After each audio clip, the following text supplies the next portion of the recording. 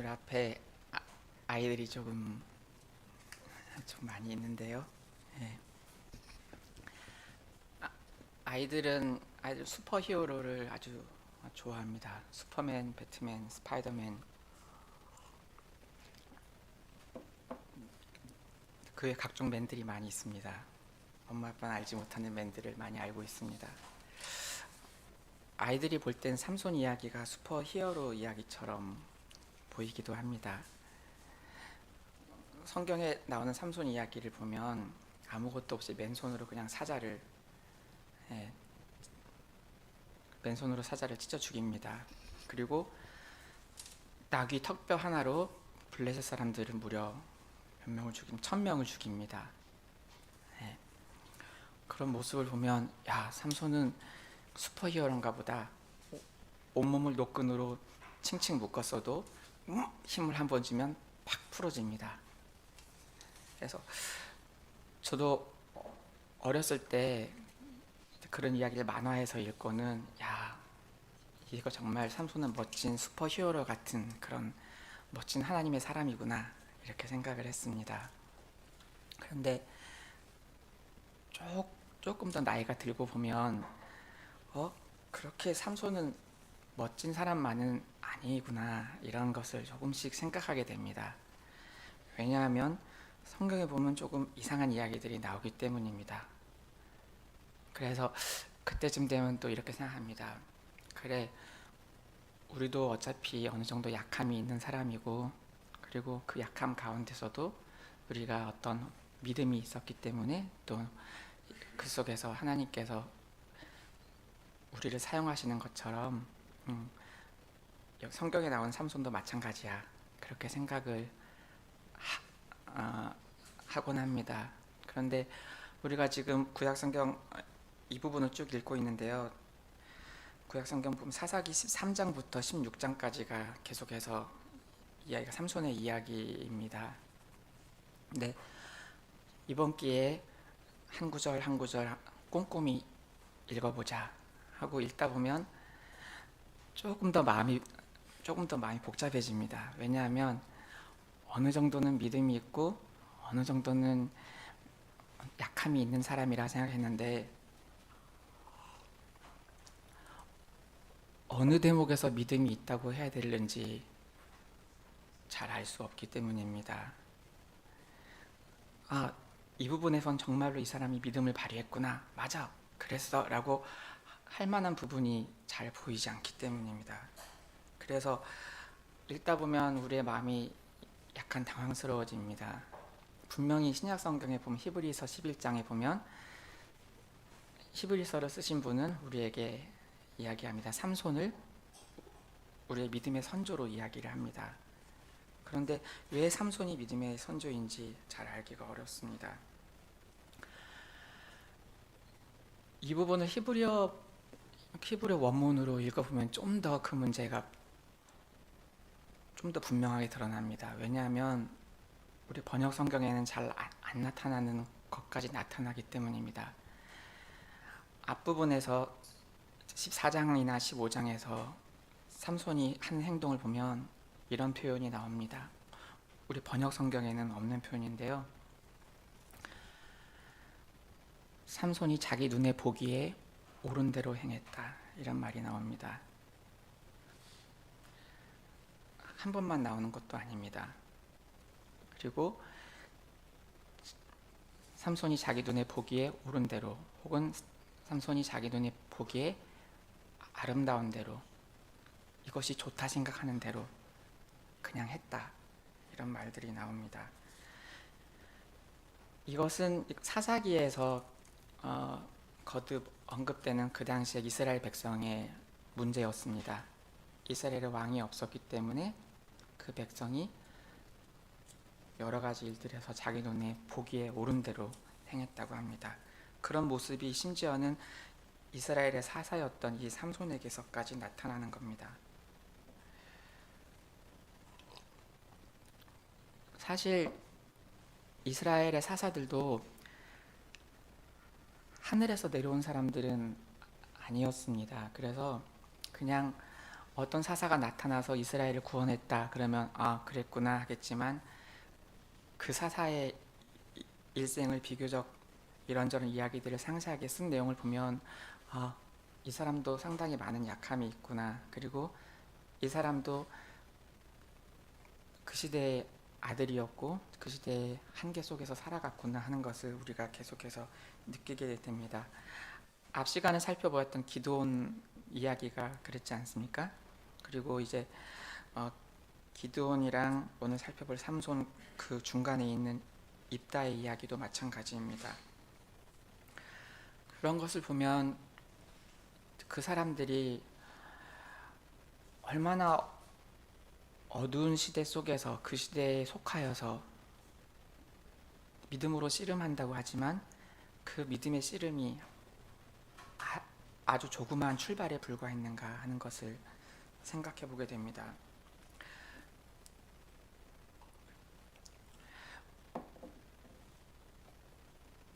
오늘 우리의 본문을 살펴보기에 앞서서 좀 더 앞부분에 있는 삼손 이야기를 조금 더 살펴보겠습니다.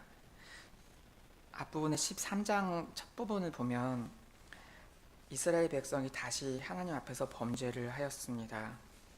그런데 그때 하나님께서는 블레셋과 암몬을 일으키셨습니다. 암몬을 일으키신 건 그 전에도 나옵니다. 그러니까 입다에 대한 이야기를 할 때 이미 나왔습니다. 블레셋과 암몬을 하나님께서 일으키셨다고 합니다. 근데 그 13장 첫 부분을 보면 하나님의 사자가 나타나서 삼손을 앞으로 삼손이 태어날 것에 대한 이야기를 먼저 이야기를 합니다. 이런 걸 보면 얼마나 엄청난 인물일까 하고 생각하게 됩니다. 왜냐하면 앞으로 어떤 사람이 장차 이 땅에 태어날 것에 대한 선포는 그렇게 쉽게 하는 것이 아니기 때문입니다. 이스라엘의 사사들 중에서 이렇게 먼저 앞으로 이런 아이가 태어날 거다 하고 선포하고 태어난 아이는 없습니다. 그만큼 아주 특별한 아이였습니다. 그리고 이 아이가 태어나면은 앞으로 이 아이는 평생 동안 나실인으로 살게 될 거다. 하나님 앞에 평생도록 거룩하게 구별된 아이로 살게 될 거다 하는 아주 특별한 아이라고 얘기를 하고 있습니다. 그런데 계속 이어지는 내용을 보면 14장, 15장에 있는 내용을 보면 뭔가 우리가 읽기에 상당히 당황스러운 면이 있습니다. 하나님 앞에 거룩하게 구별된 애로 살아갈 거라고 하고 그렇게 해서 이스라엘을 구원할 거라고 한 그 아이가 어떤 행동을 하고 있냐면 첫 번째로 블레셋 여인을 아내로 맞이하겠다고 합니다. 그 부모가 상당히 염려하고 있는데도 불구하고 삼손은 자기 눈에 보기에 좋은 대로 그렇게 하기로 했습니다. 그뿐만이 아닙니다. 삼손이 맨손으로 사자를 찢어 죽인 다음에 그 시체에서 꿀이 생겼습니다. 근데 그 꿀을 자기도 먹고 이게 어디에서 생겼다라는 말을 하지 않고 자기의 어머니 아버지께도 갖다 드립니다. 본래 하나님께 구별되어진 나실인이라면 부정한 것에는 접촉하면 안 되는데 부정한 것에 혼자만 접촉한 것이 아니고 어머니 아버지까지 함께 참여하게 합니다. 그리고 본문에는 나오지 않지만 아마도 앞뒤 맥락을 보면 삼손은 포도주와 독주도 아마도 즐겨 하였던 듯 합니다. 아무것도 구별되어 살지 않는 것 같습니다. 심지어 오늘 우리가 살펴볼 본문에서는 삼손은 심지어 자기 머리카락까지 밀어버리게 합니다. 여기에서 당황스러운 것은 삼손만이 아닙니다. 그 당시에 13장 첫 부분에서 블레셋이 이스라엘 백성을 약 40년간 억압했다고 하는데 40년 동안이나 블레셋이 이스라엘을 억압하는 상황에서 이스라엘 백성은 하나님께 우리를 구원하여 주십시오 하고 부르짖지 않습니다. 부르짖는 것에 대한 내용이 없습니다.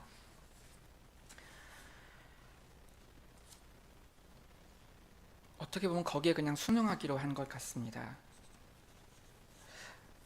이러한 상황을 이해하기 위해서 좀 더 앞으로 가보겠습니다. 오늘 본문이 아니라 앞부분 얘기를 많이 하게 되는데요. 조금 더 앞부분으로 가보겠습니다. 우리가 지난 시간에 기드온 이야기를 살펴봤는데, 그때 하나님께서 기드온을 통해서 이스라엘을 구원하여 주셨지만 그 이후에 여러 가지 후유증들이 있었지 않습니까?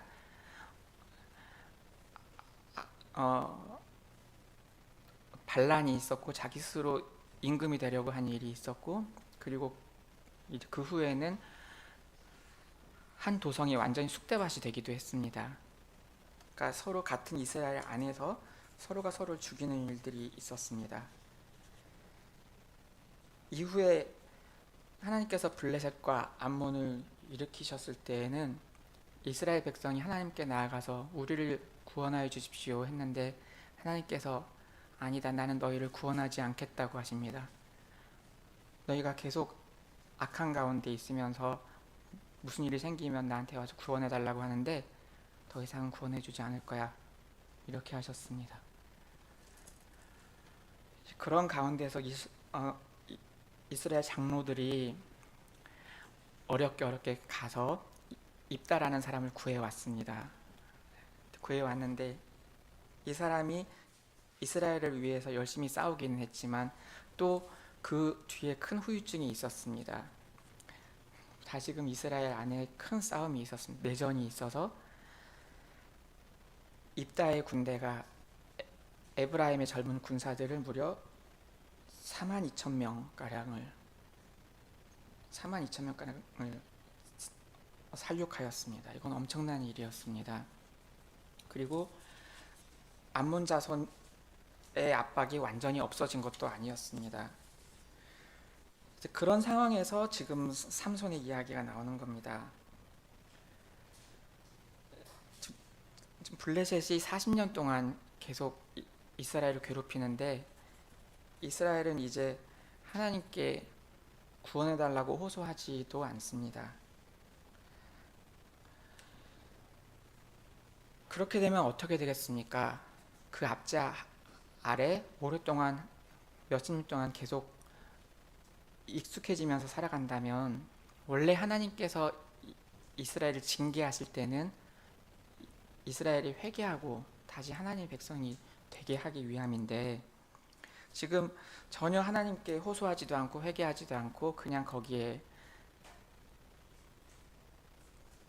순응하기로 해버렸다면, 이제는 서로 간에 혼인도 하고 서로의 종교와 문화에도 익숙해지고, 그러면 이스라엘의 정체성은 완전히 사라질 겁니다. 완전히 가나안 사람처럼 돼버리는 겁니다. 그런 상황에서, 그런 아주 어두운 상황에서 하나님께서는 삼손이 태어날 것을 말씀하셨습니다. 그리고 삼손을 통하여서 이스라엘을 구원하시기 시작하실 것이라고 말씀하십니다. 완전히 구원하실 것이라고 하지 않았습니다. 처음부터 그렇게 말씀하시진 않았고, 삼손을 통하여서 이스라엘의 구원이 이제부터 시작될 거라고 얘기를 합니다. 그런 터에서 보면 14장과 15장의 내용은 그런 대로 이해가 됩니다. 비록 삼손이 좀 약간 성질이 있어 보이고 욱하는 대로 어떤 일을 하는 것 같긴 하지만, 성경 말씀을 보면 그렇게 행동하는 그 뒤에 배경에는 하나님께서 의도하신 것이 있었다. 하나님께서 의도하신 대로 하기 위해서 이런 일이 벌어졌다. 이렇게 설명을 합니다. 또한 14장과 15장에 보면 여호와의 성신이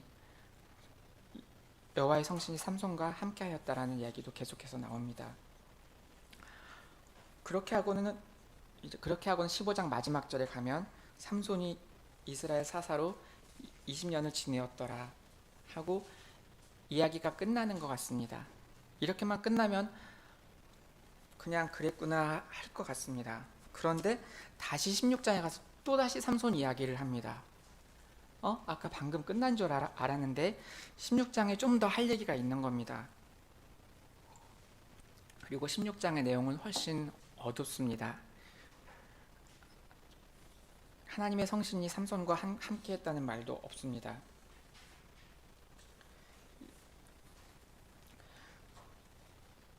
먼저 1절부터 3절까지를 보면 삼손이 블레셋에 있는 어떤 창녀에게로 간 이야기를 합니다. 그 앞에서는 블레셋 아가씨를 만나서 혼인하려고 한 거였는데 지금 16장 1절부터 3절에 보면 아예 블레셋에 있는 어떤 창녀에게까지 가버립니다. 그리고 이제 우리의 본문 16장 4절부터 이야기가 시작됩니다.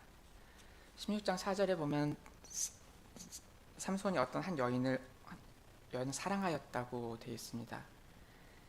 앞에 있는 여인들은 사랑하였다는 말이 없습니다. 그런데 삼손이 어떤 한 여인을 사랑하였습니다.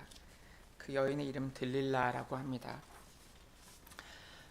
들릴라가 블레셋 사람인지 이스라엘 사람인지는 알 수 없습니다. 우리는 블레셋에 있는 어떤 창녀일 것이다라고 생각하지만 여기 본 창녀라는 말도 없습니다. 그냥 이름만 나옵니다. 그리고 들릴라가 사는 곳이 나오는데 여기도 약간 애매합니다. 블레셋과 이스라엘 그 사이 어디쯤 되는 곳이기 때문에. 근데 여기서 중요한 것은 삼손이 그를 사랑하였다고 되어 있습니다. 그리고 삼손이 들릴라를 사랑한다는 사실을 알게 된 블레셋의 군주들이 들릴라에게로 갔습니다. 들릴라에게로 가서는 우리가 은을 많이 줄 테니까 저 삼손이 그 엄청난 힘이 어디서 나오는지 우리 좀 알게 해달라. 어떻게 하면 그 힘을 없앨 수 있는지 말을 해달라고 합니다. 한 사람당 은을 약 1100세겔을 주겠다 했는데 이것은 정말 엄청난 액수입니다. 상상을 초월하는 액수인데요. 이 정도로 많은 액수를 각 블레셋의 군주들이 한 사람당 이 정도 액수를 들릴라에게 갖다 주겠다고 합니다. 그런 걸 보면 들릴라가 좀 약간 힘이 있는 사람, 좀 약간 그 인지도가 있는 사람이었던 듯 합니다. 아무 힘이 없는 시골 처녀였으면 그냥 아무 협박을 했을 텐데요. 어떤 인지도가 있는 사람이었던 듯 합니다. 그런데 블레셋 군주들은 삼손을 암살하려고 하지는 않습니다. 그냥 그 힘을 없애려고 합니다. 그럴 때 들릴라는 삼손에게 그대로 물어봅니다. 아주 직설적입니다. 들릴라도 직설적이고 삼손도 아주 상당히 직설적입니다. 별로 하나도 감추는 게 없어 보입니다. 제발 저에게 말해주세요. 당신의 큰 힘이 어디에서 나와요? 무엇으로 당신을 묶으면 꼼짝달싹 할 수 없나요?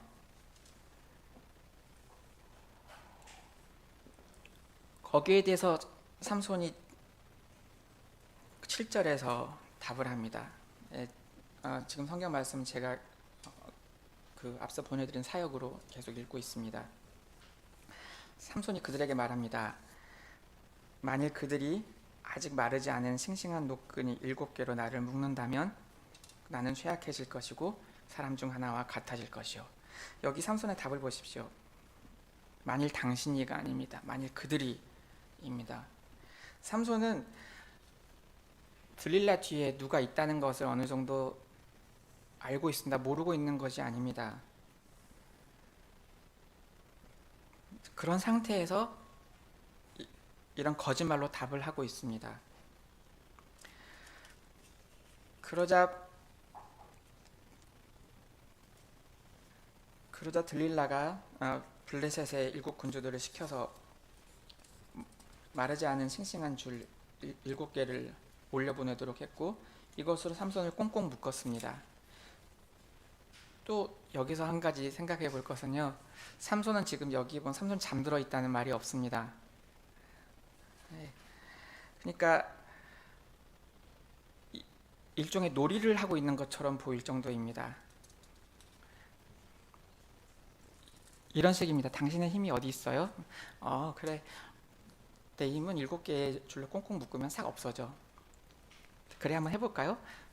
하고 삼손이 있는 데서 꽁꽁 묶어보는 겁니다. 일종 연인들끼리 무슨 어떤 데이트를 하는 것 같기도 하고 좀 그런 분위기입니다. 그러니까 두 사람이 무슨 일종 장난을 치듯이 이런 일을 하고 있는 겁니다. 아주 위험하고도 아주 중요한 문제인데 이걸 놓고서 애정행위의 일환으로 삼고 있습니다. 이런 면에서 이미 삼손은 어떤 선을 넘은 셈입니다. 삼손을 묶고 나서 들릴라는 안방에 사람을 매복시켜 놓고서 이렇게 소리칩니다. 삼손, 블레셋 사람들이 당신에게로 들이닥쳤어요. 그러자 삼손은 그 끈을 아주 쉽게 끊어버립니다. 그래서 그 힘이 어디 있는지 아무것도 알 수 없게 되었습니다. 여기에서 들릴라는 포기하지 않습니다. 또 시도합니다. 이번에는 안 되겠다 싶으니까 이 문제를 애인들 간에 서로 간의 신뢰 문제로 이 문제를 끌고 갑니다. 10절에 보겠습니다. 보세요. 당신은 저를 우롱하셨어요. 어떻게 저한테 이런 거짓말을 할 수가 있습니까? 왜 당신은 나를 놀리는 거죠? 그러니까 11절에 또 삼손이 또 이렇게 설명을 합니다. 만일 한 번도 사용한 적이 없는 새로운 밧줄들을 가지고 나를 단단히 묶으면 나는 힘이 없어질 겁니다.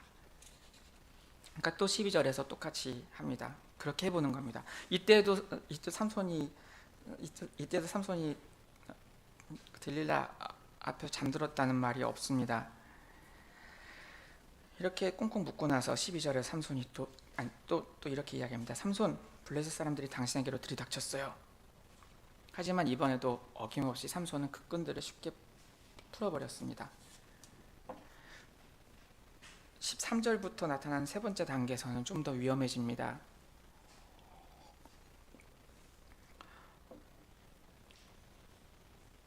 들릴라가 여전히 물어보니까 13절에서 삼손이 이야기하는 것을 보면 삼손은 이제 드디어 자기 자신의 머리털에 대해서 이야기를 하기 시작합니다. 당신이 내 머리털 7갈래를 배틀의 천에 짜넣으면 그러면 내가 힘이 없어질 거다. 그래서 14절에 보면 똑같이 합니다. 14절에서도 좀 더 심상치 않은 것이 나옵니다. 14절을 보면 들릴라는 삼손이 잠든 사이에 이제 드디어 삼손이 들릴라의 품에서 잠들기 시작했습니다. 삼손이 잠든 사이에 그의 머리카락 7개를 배틀의 천에 짜놓고 그것을 말뚝으로 박아 놓은 다음에 그에게 말하였다. 아이들이나 혹시 앞에 앉아 계신 분들이 이 전 시간들에 선포되었던 본문을 생각하시면 어떤 게 떠오르지 않습니까? 저 앞전에 보면 말뚝이 한번 나왔습니다. 어떤 말뚝인지 아시죠? 시스라가 이스라엘 군대를 피하여서 도망갈 때 어떤 천막에 들어갔는데 거기에서 한 여인이 나옵니다. 야엘이라는 한 여인이 나오는데 그 여인이 시스라를 따뜻하게 영접을 하고 따뜻한 우유를 들이키게 한 다음에 그다음 누워 자게 합니다. 그다음 말뚝을 가져오죠. 말뚝을 가져와서 한 방에 시스라의 입에다가 놓고 박아버립니다. 그런데 지금 13절, 14절에서는 그러한 이전의 사건이 어느 정도 겹쳐지게 이것이 표현이 되고 있습니다. 지금 이스라엘의 적군이 아니라 이스라엘의 사사가 거꾸로 그러한 일을 당할 수도 있는 그런 상태에 있었던 겁니다. 하지만 아무 생각이 없는 사람처럼 삼손은 깊이 잠들어 있었습니다.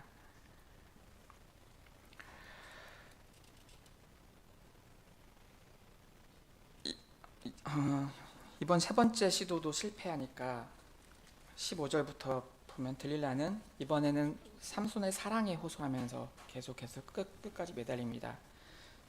15절을 보겠습니다. 15절에서 이렇게 말합니다. 어떻게 당신은 저와 마음을 함께하지도 않으면서 그러면서 저를 사랑한다고 할 수 있나요? 당신이 나를 사랑하는 그것이 과연 진심인가? 하고 물어보고 있습니다. 이렇게 물어볼 때 16절에 보면 삼손은 이 말을 죽도록 참을 수 없게 느꼈다고 합니다. 그래서 그는 모든 것을 다 사실대로 털어놓고 맙니다. 17절에 보면 내 머리에는 면도칼을 댄 적이 없어. 왜냐하면 나는 어머니의 태중에서부터 하나님의 나시린이었기 때문이요. 만일 내가 머리를 깎인다면 내 힘이 나를 떠나고 나는 쇠약해질 것이며 사람들 중 하나와 같아질 것이요. 이렇게 함으로써 삼손은 자기 자신이 갖고 있던 힘이 자기 자신이 나시린이라는 그 사실과 붙어 있다는 것을 이야기를 합니다. 그런데 이런 말을 하면 분명히 들릴라가 이것도 다시 한번 자기 자신한테 이거 시도해 볼 거라는 걸 삼손이 몰랐을 리가 없습니다. 앞에 벌써 3번 그렇게 했습니다. 분명히 이 말을 하면 들릴라가 자기의 머리를 깎을 거라는 것을 몰랐을 리가 없습니다. 그렇지만 이렇게 모든 자기의 진심을 다 이야기합니다. 왜냐하면 들릴라를 진심으로 사랑한다는 것을 밝히고 싶었기 때문입니다. 그리고 그렇게 하고 나서 이런 모든 사실을 털어놓은 삼손은 마치 어린아이처럼 들릴라의 무릎을 베고 새근새근 잠들어 버리고 말았습니다. 아까 세 번째 시도에서 말뚝이 나왔는데도 불구하고 지금 거기에서 배운 것이 하나도 없습니다. 18절에 보시면 들릴라는 이제 이거는 미리 시도해보지 않아도 분명히 알겠다. 이번에는 삼손이 분명한 사실을 말했어 하고 파악을 했습니다. 그래서 블레셋 군주들 보고 이번에는 확실하니까 올라오라고 합니다. 그리고는 사람을 불러서 삼손의 머리를 밀어버렸습니다. 그리고 그의 힘이 과연 그에게서 떠났습니다. 그리고 20절에 보면 똑같이 이야기합니다. 삼손, 블레셋 사람들이 당신에게로 들이닥쳤어요. 그런데 여기에 이상한 말이 나옵니다. 그러자 삼손이 잠에서 깨어서는 말하기를 이번에도 지난번처럼 나가서 묶인 것을 털어내리라 하였다. 그러나 그는 여호와께서 그에게서 떠나신 것을 알지 못하였다. 어떻게 이럴 수 있습니까? 분명히 자기의 힘이 머리카락에 있다. 자기의 힘이 하나님 앞에서 나시린의 서원에 있다 하는 것을 이야기를 했음에도 불구하고 얼른 잠에서 깨어서는 말하기를 이번에도 지난번처럼 나가서 똑같이 해야지 하나님께서 나한테 힘을 주셨을 거야. 이렇게 생각한 겁니다. 오히려 하나님을 믿지 않고 있던 들릴라보다도 못합니다. 들릴라는 이런 시도를 하기도 전에 이제는 모든 게 끝났구나 하는 걸 딱 알았습니다. 그런데 믿지 않는 들릴라보다 더 못한 모습을 보입니다. 이것이 상당히 모순된 행동으로 보이지만 어떤 면에서는 우리도 마찬가지입니다. 우리는 계속하여서 우리의 죄, 우리의 고집대로 행하면서 이번에도 하나님께서 함께 하실 거야 이렇게 생각하곤 합니다. 이게 상당히 모순처럼 보이지만 이러한 모습이 이 당시에 구약의 신자들 안에도 있었던 겁니다. 21절에 보시면 블레셋 사람들이 삼손을 붙잡아서 그 두 눈을 삼손의 두 눈을 빼버립니다. 그리고 그를 끌고 내려가서 구리족쇄로 묶어두고는 삼손 안에서 조그만 맷돌을 돌리게 합니다. 이렇게 앉아가지고 이런 거나 하고 있으라고 하는 겁니다. 아주 부끄럽게 만들고 있습니다. 얼마나 비참합니까? 하지만 여기서 우리가 중요하게 생각할 것이 하나 있습니다. 그건 뭐냐면 삼손은 그때 죽을 수도 있었습니다. 앞서 나왔던 시스라처럼 아예 그냥 한 방의 말뚝으로 그냥 죽을 수도 있었습니다. 근데 죽지 않았습니다. 죽지 않았기 때문에 훨씬 더 비참해진 것은 있지만 죽지 않고 지금 하나님의 비록 심판을 받았지만 그 심판 가운데서도 죽지 않고 있기 때문에 아직 어떤 여지가 있는 겁니다.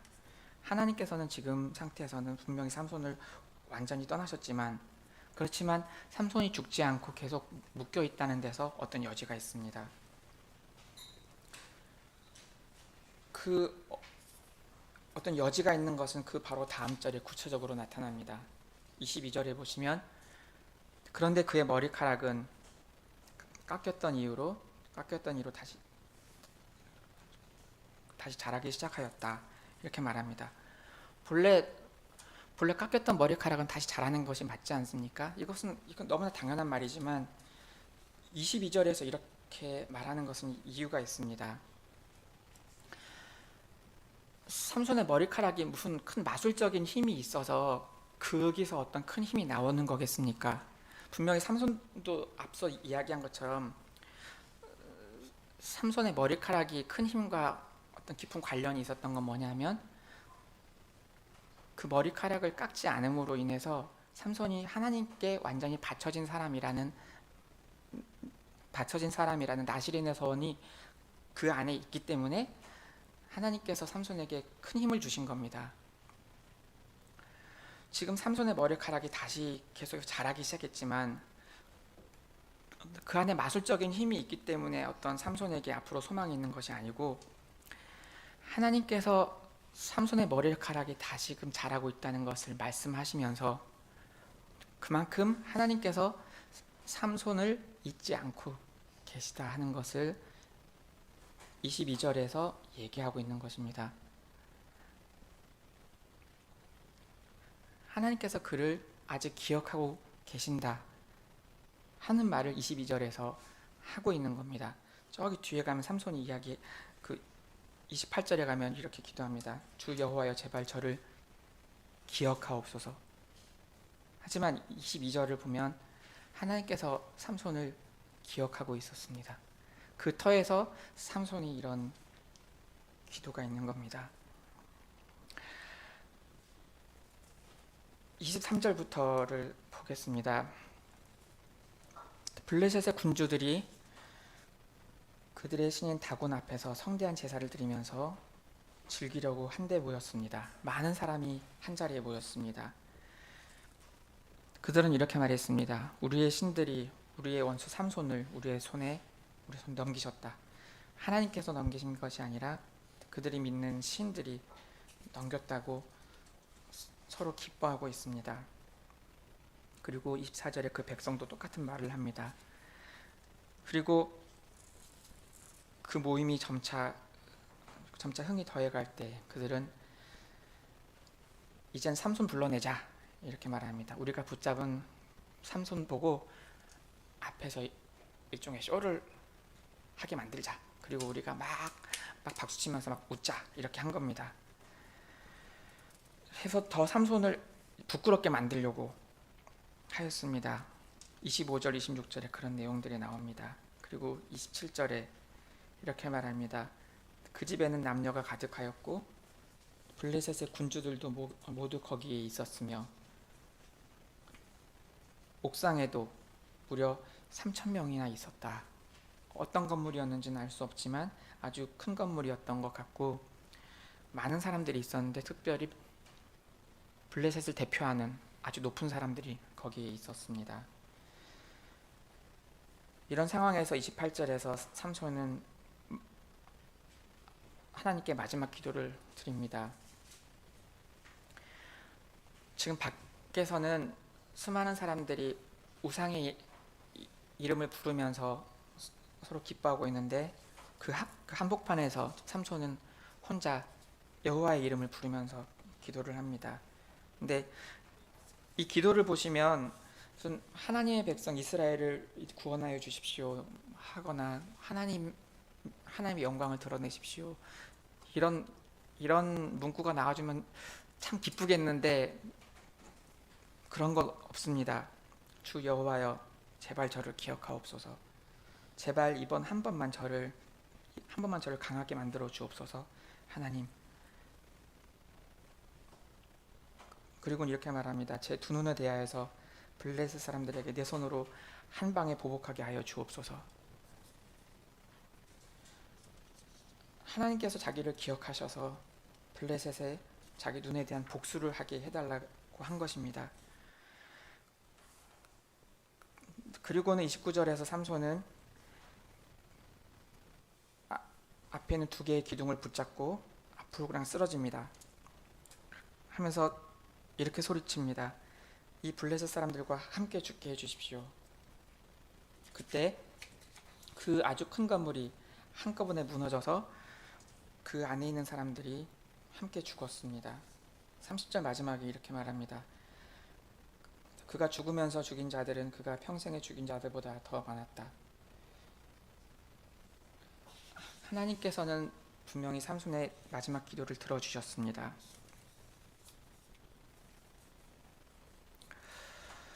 그래서 삼손이 살아생전에 죽게 했던 블레셋 사람들 다 합친 숫자보다 더 많은 사람이 이때 죽었습니다. 심지어 블레셋의 각 성들을 다스리는 군주들도 함께 죽었습니다.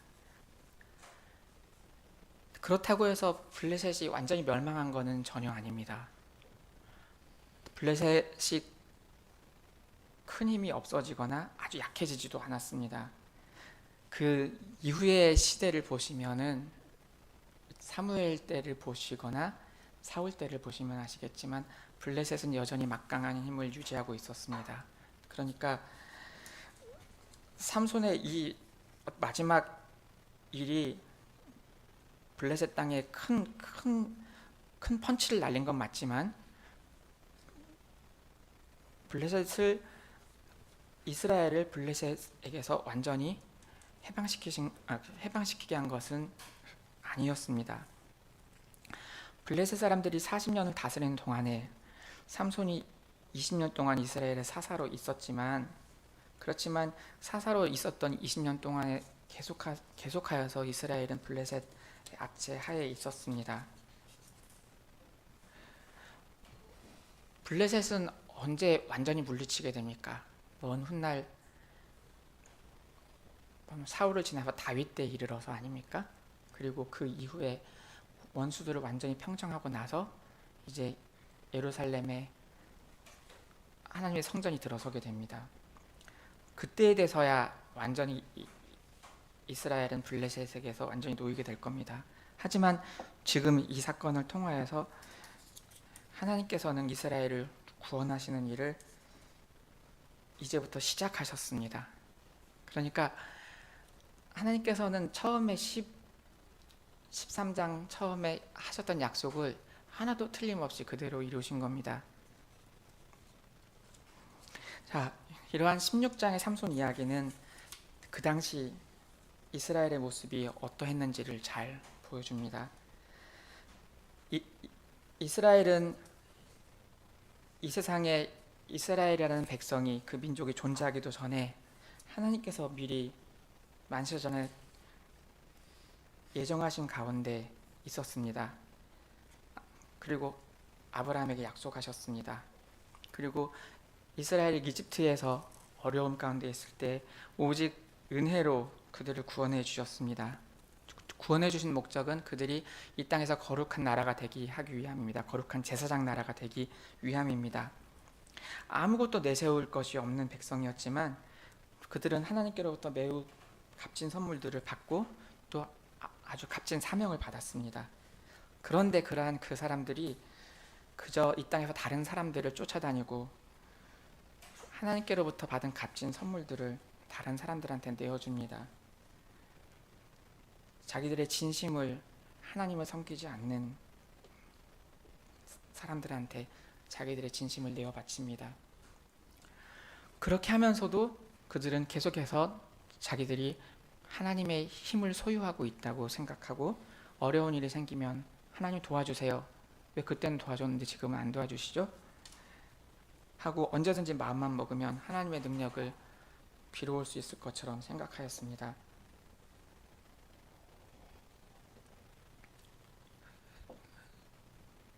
그것이 당대 이스라엘의 모습이었고, 그리고 지금 16장에 나타난 삼손의 모습이었습니다. 이렇게 맨 처음에 말씀드린 것처럼 삼손은 이스라엘 구원하기 위해서 나타난 하나님의 종이지만 하늘에서 떨어진 사람이 아니라, 하늘에서 순수한 모습으로 떨어진 사람이 아니라 그 시대의 백성과 똑같은 문제를 안고 있고 그 시대의 백성과 똑같은 어떤 마음의 악한 성향, 죄의 성향을 갖고 있으면서 그 안에서 계속해서 어떤 씨름을 하던 사람입니다. 그렇기 때문에 그 당시에 이스라엘 백성의 모습을 이 삼손 한 사람의 모습으로 요약하여서 이야기할 수 있습니다. 하나님께서는 삼손을 그냥 그대로 죽게 하지 않으셨습니다. 아직 한 가지 더 할 일을 남겨두셨고, 그래서 삼손이 정말로 이스라엘의 사사로서 우상 숭배의 한복판에서 여호와의 이름을 부르면서 이스라엘을 구원하시기 시작하는 하나님의 일을 하게 하고, 그리고는 죽게 하셨습니다. 그렇게 함으로써 이젠 더 이상 이스라엘과 블레셋은 그냥 아무 일 없었던 것처럼 그냥 그렇게 이제까지처럼 살 수 없게 되었습니다. 삼손 때문에 블레셋의 모든 군주가 한날 한시에 다 죽게 됐습니다. 이젠 두 백성이 계속해서 큰 전쟁을 이어가야 합니다. 이스라엘은 더 이상 순죽이고 블레셋의 밑에서 계속 있을 수가 없습니다. 이제는 아무리 무섭더라도 자기 손에 칼과 창을 들고 일단 싸움터로 나가야 합니다. 하나님께서 그 백성을 구원하시는 그 맨 첫걸음은 이렇게 블레셋에서 완전히 그 블레셋의 통치에 완전히 순응하여 가던 그 삶에서 완전히 가나안 사람처럼 되어가던 그 상태에서 분리되게 하시는 데 있었습니다. 분리돼서 이제는 하나님의 백성으로서의 싸움을 시작하게 되었습니다. 그리고 그러한 싸움의 마지막은 완전히 블레셋을 물리치고 하나님의 성전을 세우는 데 있습니다. 오늘 이렇게 살펴본 삼손의 모습이나 그 외에 나온 사사기 신자들의 모습에 우리는 그렇게 크게 놀라거나 당황하지 말아야 합니다. 하나님의 말씀에 어떻게 이런 말도 안 되는 끔찍한 내용들이 있는가? 우리는 놀라지 말아야 합니다. 우리 또한 마찬가지로 우리가 하나님의 말씀에 따라서가 아니라 우리 소견에 옳은 대로, 우리가 보기에 좋은 대로 행한다면 우리 인생의 모습 또한 딱 그 정도일 것이기 때문입니다. 하지만 우리는 다윗의 후손으로 오신 예수 그리스도를 우리 왕으로 모신 백성입니다. 우리의 정체성, 우리의 모습, 우리의 거울은 예수 그리스도입니다. 그리스도께서는 이 땅에서 십자가에 달려서 죽으실 때 그러한 예수님의 죽으심으로 우리의 불구대천의 원수, 이 세상과 마귀를 이기셨습니다. 그래서 이제는 더 이상 우리가 우리의 죄, 마귀, 이 세상 밑에서 어느 정도 적당히 타협하면서 안주하면서 살 수 없게 만드셨습니다. 우리도 영적인 싸움을 싸우기 위해서 무장해서 이 땅으로 나아가고, 그리고 우리 안에 있는 악한 성향, 죄의 성향, 이 세상 마귀에 대항하여서 예수 그리스도의 백성으로, 예수 그리스도의 군사로 이제부터 살기 시작하게 하셨습니다. 그리고 그 모든 일의 마지막은 이 땅에서 하나님의 성전이 온전히 완성되는 것을 우리의 눈으로 목도하는 겁니다. 그날을 향하여서 우리는 지금도 나아가고 있습니다.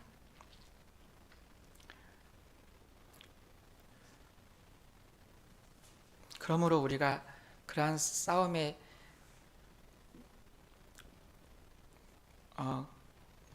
우리 안에서 그러한 싸움을, 영적인 싸움을 시작하려고 할 때 우리는 이 사사기에 다시금 생각할 필요가 있는 것입니다. 처음에 우리는 히브리서 11장을 가지고 삼손의 믿음이 무엇이냐 생각할 때 우리의 마음이 약간 당황스러워진다고 하였습니다.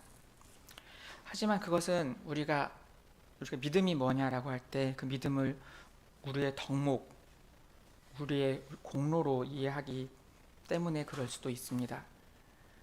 이런 식으로 생각하는 겁니다. 적어도 믿음이 있는 사람이라면 이런저런 약점이 있더라도 이런저런 어떤 특징은 나타내야 되고, 어떤 행동은 했었어야 되고, 어떤 말은 해야 되고, 어떤 행동은 안 했어야 하지 않는가? 이렇게 우리가 믿음을 생각하기 때문에 우리가 삼손이 우리 믿음의 조상이라고 할 때 우리의 마음이 어쩌면 당황스러웠을지도 모릅니다. 우리가 믿음을 그렇게 생각하는 것이 완전하게 틀린 말은 아닙니다. 하지만 믿음을 하나님의 은혜, 하나님의 긍휼히 여기심과 묶어서 보는 데서는 약간 부족합니다. 우리는 삼손이 행한 일들 가운데서 하나님께서 행하신 일을 보아야 합니다. 그리고 삼손의 행한 일 가운데서 하나님께서 오직 은혜로 시작하신 하나님의 구원의 일을 보아야 합니다. 믿음은 그런 하나님의 우리 가운데서, 우리 형제 가운데서 시작하신 구원의 일을 같은 방향으로 바라보는 것이라고 생각합니다. 오늘의 말씀 마치겠습니다. 기도하겠습니다.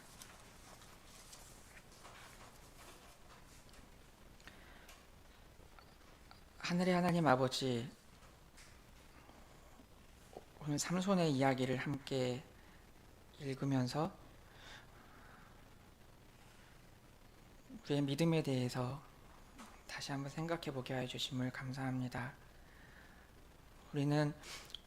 우리가 작고 힘이 없고 약하고, 우리가 힘써 믿음으로 어떤 일을 이제까지 해왔다고 생각해왔지만 어느 시점에선가는 우리가 과연 믿음으로 행했었나? 우리한테 과연 믿음이 있는가? 하는데 마음이 이르게 되어서 어려움에 빠지곤 합니다. 또한 우리의 현재 모습을 보면서 낙심하기도 합니다. 하지만 오늘 우리가 함께 사사기의 말씀을 생각하면서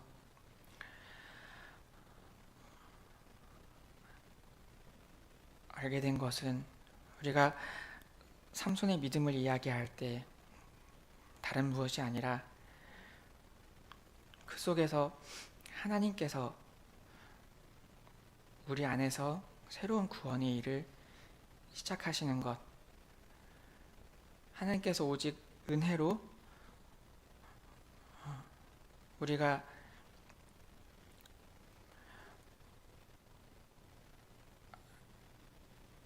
아주 작은 자들이지만 하나님의 구원하시는 그 놀라운 사역에 우리가 참여하게 하시는 것, 거기에서 우리의 믿음의 확신을 얻고 우리가 기뻐해야 한다는 것을 함께 생각하게 되었습니다.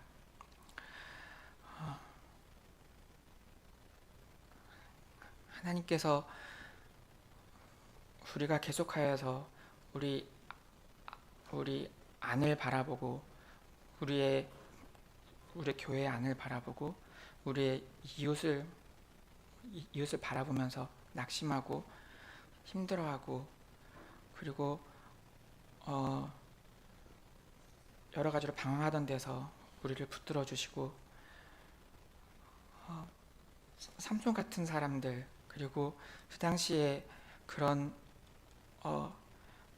우상 숭배하면서도 계속해서 하나님께서 내 편일 거라고 생각했던 그런 말도 안 되는 상황 가운데 있던 사람들을 하나님께서 붙드셔서 하나님의 구원의 일을 새롭게 시작하시는 것을 우리가 바라보면서 우리 또한 예수 그리스도께서 그분의 성신으로 우리 안에 그러한 새로운 일을 일으키시고 또 우리가 비록 얼마 안 된 적은 수지만 이 땅에서 하나님의 거룩한 백성으로 온전히 드러나게 하실 것을 믿고 그 믿음 가운데서 우리가 지금 이 시간부터 미리 하나님 안에서 우리가 함께 기뻐하고 또 기뻐하는 가운데 하나님께 열심히 구하면서 나아갈 수 있게 하여 주옵소서.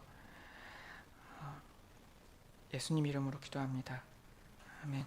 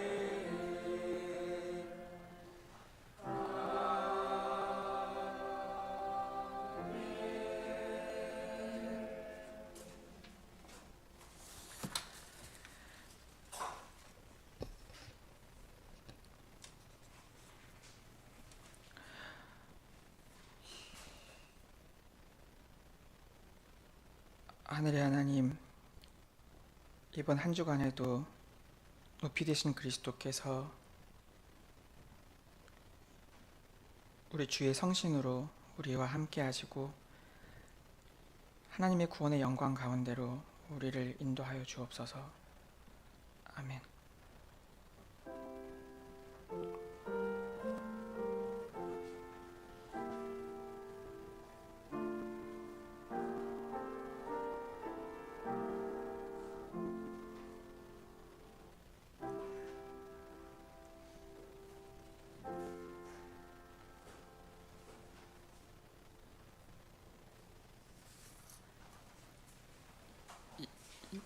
예배가 마쳤습니다.